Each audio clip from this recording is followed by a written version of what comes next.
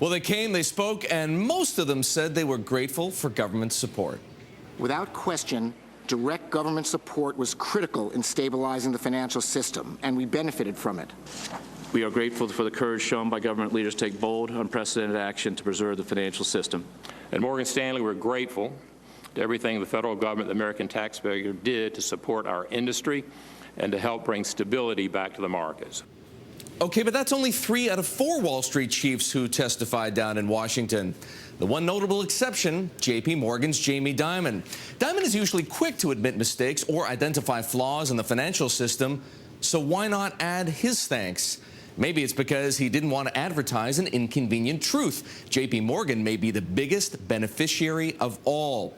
Let's start with the federal debt guarantees. During the depths of the crisis, JPMorgan sold $20 billion of government-backed bonds, saving it hundreds of millions in interest.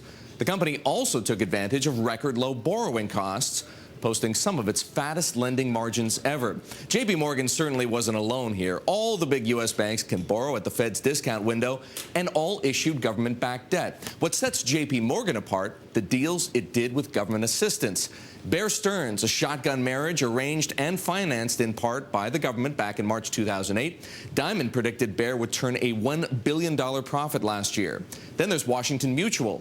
Dimon swooped in to buy the failed bank after the government erased all the debt and equity. He now figures WAMU eventually will earn several times what JPMorgan paid.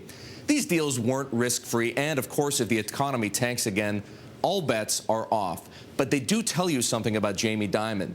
While he may be right that JPMorgan never needed a bailout, he can't say it isn't benefiting from government support.